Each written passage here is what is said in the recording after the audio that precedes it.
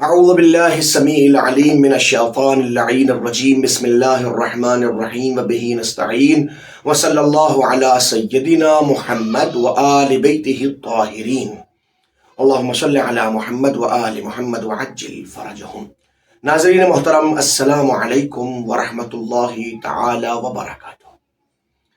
الحمدللہ کہ تربیت اولاد کے حوالے سے مسلسل گفتگو جاری ہے اور ہم کوشش کر رہے ہیں کہ کچھ اہم پوائنٹس کو آپ کی خدمت عالیہ میں پیش کریں تاکہ ہمارے وہ تمام لوگ، وہ تمام بزرگ، وہ تمام اساتذہ، وہ تمام والدین جو اپنی اولاد کی تربیت کرنے کے لیے تیار ہیں اور تربیت کر رہے ہیں، وہ ویسی تربیت کر سکیں جیسا تربیت کرنے کا حق ہے اور جیسا تربیت کرنے کا اسلوب اور انداز ائمہ طاہرین علیہم السلام اور خود قرآن مجید کے اندر حضور سرور کائنات کے ذریعے سے اللہ سبحانہ و تبارک و تعالی نے بیان فرمایا ہے۔ میں اب جو گفتگو کو ٹھہرائے ہوئے ہوں وہ لقمہ حرام کے حوالے سے ہے کہ لقمہ حرام کس حد تک اثر انداز ہوتا ہے۔ آج میں آپ کی خدمت عالیہ میں حضور سرور کائنات کی ایک حدیث کو پیش کرنا چاہوں گا جس سلسلے میں قرآن مجید کی ایک آیت کریمہ میں مندوب نظر ہے۔ گفتگو بہت اہم ہے، اے کاش ہم غور و فکر کر کے سمجھ سکیں اور اس کیفیت کو ہم اپنی اولاد کی تربیت کے حوالے سے محسوس کر سکیں۔ روایت ہے ابن مسعود سے، عبداللہ ابن مسعود حضور سرور کائنات کی خدمت میں موجود ہیں اور حضور نے فرمایا یا ابن مسعود لا تأکل الحرام، اے ابن مسعود حرام نہ کھانا، لقمہ حرام دہن میں نہیں پہنچنا چاہیے، لقمہ حرام سے اپنے آپ کو بچاؤ، لا تأکل الحرام، حرام نہ کھاؤ، ولا تلبس الحرام، صرف کھاؤ نہیں حرام پہنو بھی نہیں، جو لباس استعمال کر رہے ہو وہ بھی مال حرام سے نہیں آنا چاہیے۔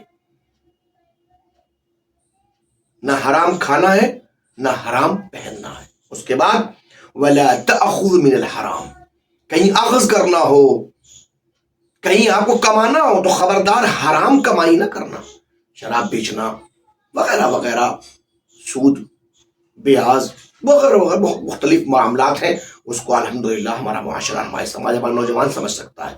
جہاں بھی حرام آ رہا ہو اس سے آپ کو نہیں کمانا ہے۔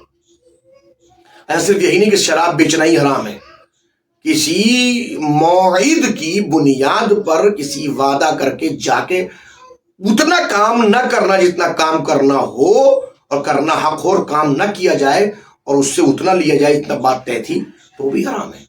ایک انسان سے کہا جائے میں 8 گھنٹے آپ کے یہاں کام کروں گا اور کام صرف 2 گھنٹے کیا جائے، 6 گھنٹے کام نہ کیا جائے، مثلا 5 گھنٹے کام کیا جائے، 3 گھنٹے کام نہ کیا جائے، اور آپ لے رہے ہیں 8 گھنٹے کی مزدوری، کام 5 گھنٹے کر رہے ہیں، تو اس کا مطلب آپ 3 گھنٹے حرام لے رہے ہیں، یہ بھی دھیان رکھیے گا۔ تو حضور نے فرمایا ابن مسعود نہ حرام کھاؤ، نہ حرام پہنو، نہ حرام کماؤ۔ کیوں؟ ابھی توجہ فرمائیے گا، فرماتے ہیں وَلَا تَعْصِ اللَّهَ، ابن مسعود اللہ کا عصیان نہ کرنا، اللہ کی بارگاہ میں کوئی گناہ انجام نہ دینا، اللہ کی نافرمانی نہ کرنا، لأن اللہ تعالی یقول لابلیس، اس لیے کہ اللہ سبحانہ تبارک و تعالی نے ابلیس سے کہا ہے۔ اب حضور سرور کائنات نے یہاں پر آنے کے بعد ابن مسعود کے سامنے سورہ مبارکہ اسراء کی جو قرآن مجید کے 15ویں پارے کے اندر ہے 64 نمبر کی آیت کریمہ کو پڑھا ہے۔ فرمایا وَاسْتَفْزِزْ مَنِ اسْتَطَعْتَ مِنْهُمْ بِصَوْتِكَ وَأَجْلِبْ عَلَيْهِمْ بِخَيْلِكَ وَرِجْلِكَ وَشَارِكْهُمْ فِي الْأَمْوَالِ وَالْأَوْلَادِ وَعِدْهُمْ وَمَا يَعِدُهُمُ الشَّيْطَانُ إِلَّا غُرُورًا۔ مولا فرمایا، حضور سرور کائنات نے فرمایا، خاتم الانبیاء نے فرمایا، مولا کریم نے فرمایا، اس لیے کہ اللہ سبحانہ تبارک و تعالی نے شیطان سے کہا ہے وَاسْتَفْزِزْ مَنِ اسْتَطَعْتَ مِنْهُمْ بِصَوْتِكَ، جس پر تمہیں کامیابی میسر ہو سکے، جس پر تم قابو ہو کے گمراہ کر سکو تو اپنی آواز سے گمراہ کرو۔ یہ اللہ شیطان سے کہہ رہا ہے، پوری تفصیل وہاں پر ہے، وہ اس کا جملے کا اپنی جگہ پر، میں صرف آیت کا ترجمہ کر رہا ہوں، تفصیل میں اگر جانا چاہیں اور کوئی کہنا چاہے تو مجھ سے پرسنلی تو میں سوال کر سکتا ہے، میں جواب دے دوں گا۔ فوز کے معنی کامیابی، باب استفعال، وَاسْتَفْزِزْ مَنِ اسْتَطَعْتَ مِنْهُمْ بِصَوْتِكَ، اگر تم کامیاب ہو سکتے ہو اور ان کو بہکا سکتے ہو اور اپنی آواز کے ذریعے سے ان پر قابو کر سکتے ہو تو جاؤ قابو کرو، بہکاؤ۔ پھر ساتھ میں کہا وَأَجْلِبْ عَلَيْهِمْ بِخَيْلِكَ وَرِجْلِكَ، اپنے پیادوں کے ذریعے، اپنے سواروں کے ذریعے ان پہ حملہ کر کے تم ان کو بہکا سکتے ہو تو جاؤ بہکاؤ۔ وَشَارِكْهُمْ فِي الْأَمْوَالِ وَالْأَوْلَادِ، ان کی اولاد میں، ان کی مال میں شریک ہو سکتے ہو جاؤ، جاؤ شریک ہو جاؤ۔ وَعِدْهُمْ، ان سے اچھے اچھے وعدے کرو، ان کو دنیا اچھی کر کے دکھاؤ۔ وَمَا يَعِدُهُمُ الشَّيْطَانُ إِلَّا غُرُورًا، یاد رکھو شیطان کے پاس سوائے دھوکہ دینے والے وعدوں کے علاوہ کچھ اور نہیں ہے۔ سوال یہ ہے، قرآن کہہ رہا ہے وَشَارِكْهُمْ فِي الْأَمْوَالِ وَالْأَوْلَادِ،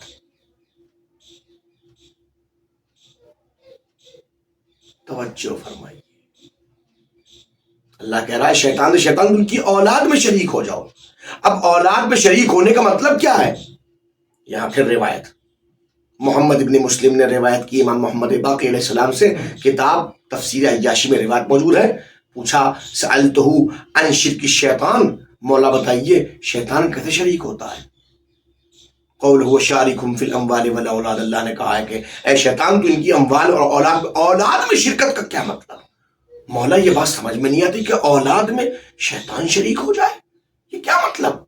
آخر کیسے؟ قال ما کان من مال حرام فهو شریک الشیطان، یاد رکھو جہاں بھی لقمہ حرام آ جائے، جہاں بھی مال حرام آ جائے وہاں شرکت شیطان ہو جاتی ہے۔ ادھر مال حرام آیا ادھر شیطان شریک ہوا، مال حرام مال حلال میں آیا، مال حلال میں مال حرام کے نہیں، شیطان کی شرکت ہو گئی۔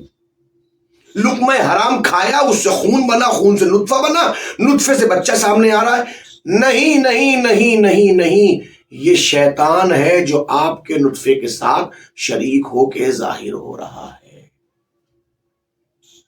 اللہ سبحانہ و تبارک و تعالی ہمیں بصیرت عطا فرمائے، بصارت عطا فرمائے، ہمیں سمجھ عطا فرمائے، قرآن و اہل بیت کے اقوال کو اور جملوں کو سمجھنے کی توفیق میسر فرمائے۔ یاد رکھیے یہ لقمہ حرام انسان کو کہیں کا نہیں چھوڑتا، لہٰذا تربیت اولاد کے لیے ضروری ہے کہ اگر آپ اولاد کو اچھا کرنا چاہتے ہیں، نسل کو بہتر بنانا چاہتے ہیں تو اس کے لیے آپ کو اپنے کھانے کو شیطان کی شرکت سے محفوظ رکھنا ہے، تاکہ کہیں شیطان شریک ہو کے آپ کی نسل کو برباد نہ کر دے۔ اللہ سبحانہ و تبارک و تعالیٰ کی بارگاہ میں دعا کہ اللہ ہمارے مال و اولاد کو شرکت شیطان سے محفوظ رکھ۔ وآخر دعوانا ان الحمد للہ رب العالمین۔